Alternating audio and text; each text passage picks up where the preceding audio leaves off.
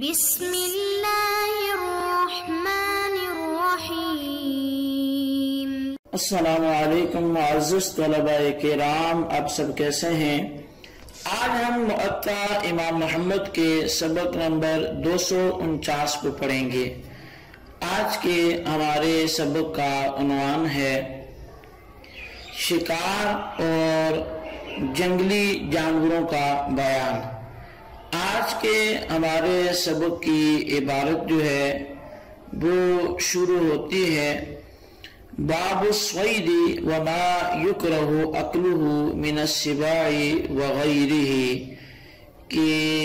یہ باب جو ہے وہ شکار کرنا اور وہ جنگلی جانور کے جن کا کھانا منع ہے اس کی تفصیل میں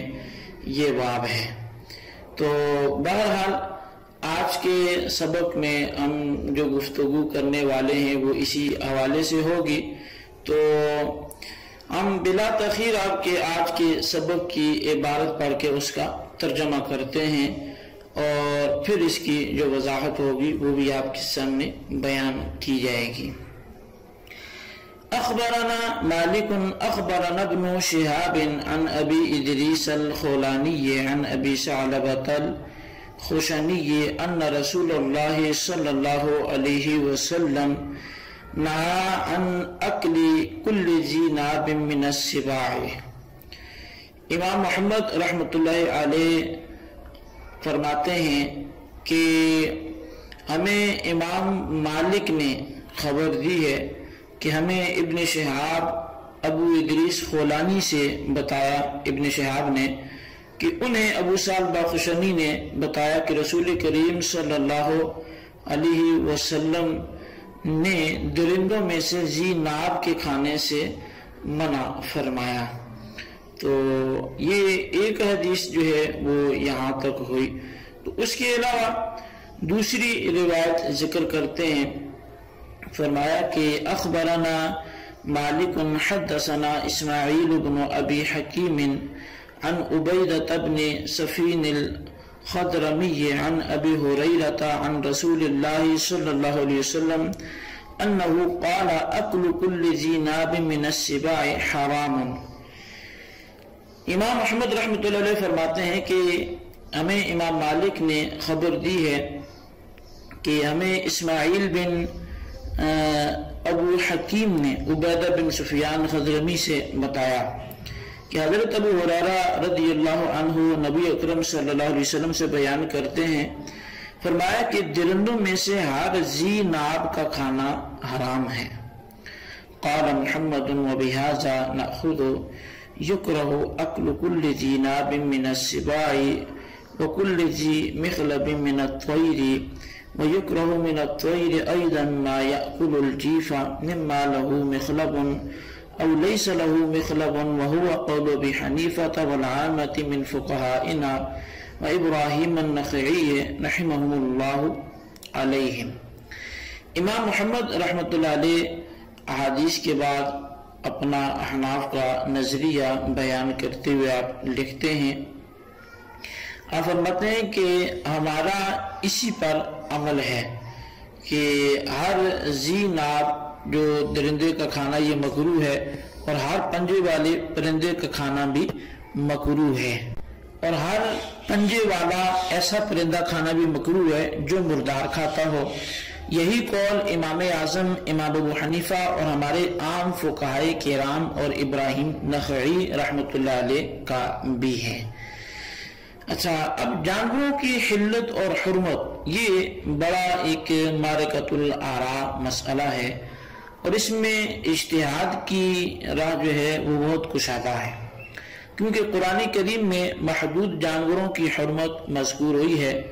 اور نبی اکرم صلی اللہ علیہ وسلم کی احادیث میں ان کی حلت اور حرمت کے کچھ قواعد اور ضوابط بھی مذکور ہوئے ہیں، جن کی مدد سے ائمہ مجتہدین نے از روئے قیاس جانوروں کی حلت اور حرمت میں مختلف اقوال وہ فرمائے ہیں۔ اس مسئلے کو سمجھنے سے پہلے قرآن کریم کی وہ آیات کی جن کا کتاب الذبائح میں ذکر ہو چکا ان کو سامنے رکھنا اور یاد رکھنا ضروری ہے۔ پھر نبی اکرم صلی اللہ علیہ وسلم کے فرمودہ کلیات کو بھی پیش نظر رکھنا ضروری ہے، نبی علیہ السلام نے جن قواعد کا ذکر فرمایا ہے وہ یہ ہیں۔ پہلی بات تو یہ کہ حرام وہ ہے جسے اللہ نے حرام کر دیا، حلال وہ ہے جسے اللہ نے حلال کہا، اور جن کی حلت اور حرمت بیان نہیں فرمائی وہ اباحت کے درجے میں ہے۔ دوسری بات یہ کہ ہر ذی ناب درندہ حرام ہے۔ امام محمد رحمۃ اللہ علیہ نے ایک اور قسم کا ذکر فرمایا، یعنی جو پرندے پنجے سے شکار کرنے والے ہوں اور مردار کھاتے ہوں وہ بھی حرام ہے۔ یہ قسم اگرچہ امام محمد نے کسی اثر میں نقل نہیں کی بلکہ خود اس کا ذکر فرمایا، لیکن پھر بھی یہ امام محمد رحمۃ اللہ علیہ کی اپنی اختراع نہیں ہے بلکہ اس کا ذکر بہت سی احادیث میں ہے، لہذا یہ بھی ایک ضابطہ اور قاعدہ خود نبی علیہ السلام کا ارشاد فرمودہ ہے۔ صحیح مسلم شریف کی حدیث پاک ہے، نبی علیہ السلام نے پرندوں میں ہر پنجے سے شکار کرنے والے پرندے کا گوشت کھانا حرام قرار دیا اور درندوں میں سے ہر ذی ناب کا کھانا منع فرمایا۔ فقہائے امت نے ان قواعد کو مد نظر رکھتے ہوئے حلت و حرمت کے مسائل بڑی خوبی اور عمدہ ترتیب سے استنباط فرمائے ہیں۔ تو اس حوالے سے ایک لمبی جو تفصیل ہے وہ فتاوی عالمگیری کے حوالے سے وہ میں چاہوں گا کہ آپ کے سامنے رکھوں۔ وہاں یہ لکھا ہے کہ اصل میں حیوان کی دو قسمیں ہیں، ایک قسم وہ جو پانی میں زندگی گزارتی ہے اور دوسری قسم وہ جو خشکی میں رہتی ہے۔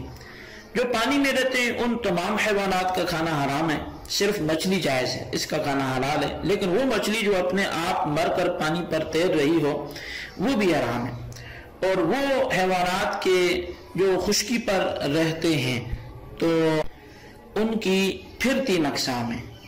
نمبر 1 جن میں بالکل خون نہیں ہے، اور نمبر 2 خون ہے لیکن بہنے والا نہیں ہے، اور نمبر 3 جن میں بہنے والا خون ہے۔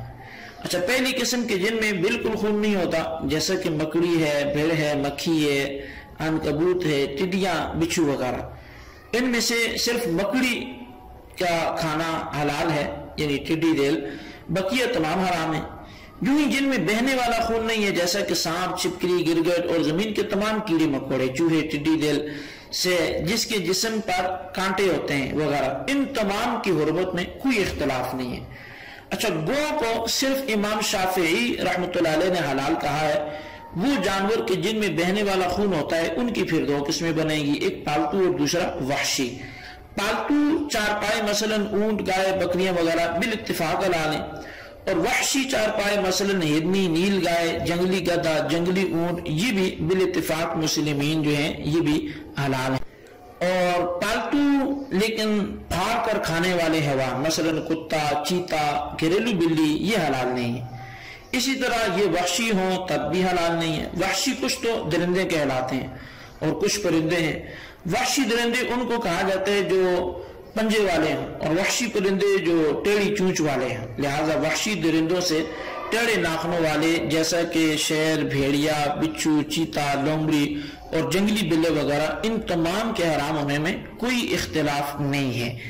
ہاں، سوائے بجو کے کہ امام شافعی رحمۃ اللہ علیہ کے نزدیک یہ حلال ہے۔ اور پرندوں میں ٹیڑھی چونچ والے مثلا باز، شکرا، چیل، گدھ، عقاب اور جو ان کے مشابہ ہیں وہ پرندے جن کی چونچیں ٹیڑھی نہیں ہوتی اور پالے جاتے ہیں جیسا کہ مرغی، بطخ، اور جو غیر پالتو ہوتے ہیں جیسا کہ کبوتر، فاختہ، چڑیا اور وہ کوا جو دانے کھاتا ہو، یہ بالاجماع جائز ہیں۔ اب یہ اتنی جو تفصیل میں نے آپ کے سامنے رکھی یہ فتاوی عالمگیری کے حوالے سے رکھی تاکہ احناف کے نزدیک جو حلال و حرام کے جانوروں کے اور بالخصوص ان چوپایوں کے حوالے سے یا چرندوں پرندوں کے حوالے سے جو مسائل ہیں وہ ایک نظر آپ نے ملاحظہ کی ہے۔ اچھا، اجر شرع ذبح کی 2 قسمیں ہیں، ایک اختیاری ہوتا ہے اور دوسرا ذبح اضطراری ہے۔ اچھا، وہ جانور جو زیر قبضہ اور تحت القدرت ہوں ان کو ذبح کرنے کا طریقہ اختیاری کہلاتا ہے، جو یہ ہیں جیسے جانور کے سینے کے اوپر سے لے کر ابتدائی لحیہ یعنی جبڑے، یہ پوری جگہ ذبح کا مقام ہے، لیکن گلے کی گنڈی سے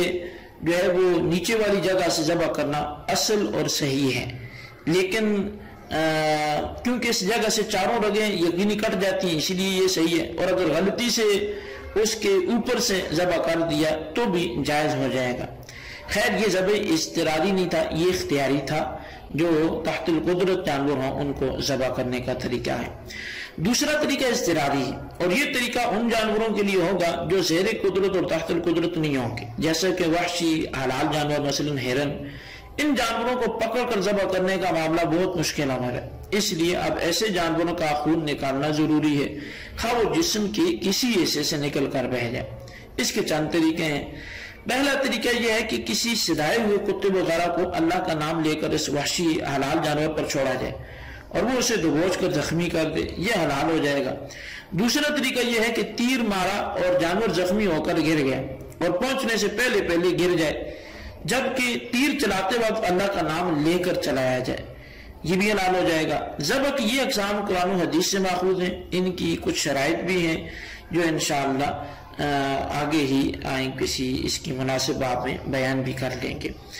اچھا، یہ ایک مستقل بحث ہے اور اس کی جو زیادہ مناسبت ہے وہ باب سید القلب المعلم سے ہے، اس لیے وہاں اس کے حوالے سے ہم ذکر کریں گے۔ تو یہاں یہ بات ذہن نشین رکھنی چاہیے کہ نبی علیہ السلام نے کچھ جانوروں کے لیے قواعد کلیہ ارشاد فرمائے ہیں، اور بعض کی حرمت ویسے ہی کسی اور طریقے سے بیان فرمائی ہے، جیسا کہ گھریلو گدھا، اس کے متعلق آپ نے حرمت کا ارشاد فرمایا، جس سے معلوم ہوتا ہے کہ قرآن کریم میں جن جانوروں کی حرمت آئی ہے ان کے علاوہ نبی علیہ السلام نے حرمت کے کچھ قواعد اور بعض کی انفرادی حرمت بیان فرما کر اس طرح متوجہ فرمایا کہ اللہ تعالیٰ نے حلت و حرمت کے اختیارات آپ کو سپرد فرمائے۔ حدیث میں آیا کہ بعض جانور ایسے ہیں کہ نبی علیہ السلام نے کسی جانور کے خبیث ہونے کی ایک علامت بیان فرمائی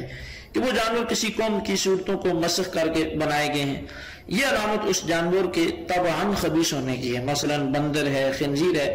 تو اس سے ثابت ہوا کہ یہ دو قسمیں بالطبع خبائث میں داخل ہیں،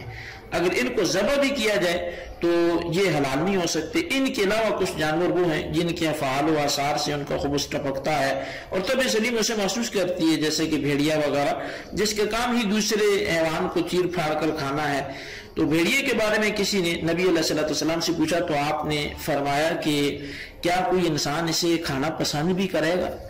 اسی طرح کچھ جاندار اشیاء وہ ہیں جو پھاڑتی تو نہیں ہے لیکن اذیت دینا ان کی فطرت ہے، مثلا بچھو ہے، سانپ ہے، تو اس کے ساتھ وہ جاندار اشیاء جو درندوں یا پرندوں سے تعلق رکھتی ہیں لیکن پھاڑ کر کھاتی ہیں، مثلا شہر ہے، بھیڑیا ہے، چیل ہے، بھاس ہے،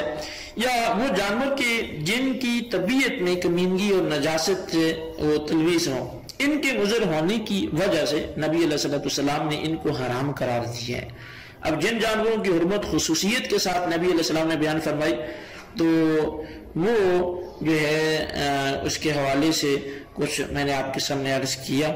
اور ان کی زیادہ تر تفصیل امام محمد رحمۃ اللہ علیہ خود آگے مختلف ابواب باندھ کر ذکر کر رہے ہیں، تو اس لیے ہم ان کو ادھر ہی اس کے حوالے سے پڑھیں گے۔ تو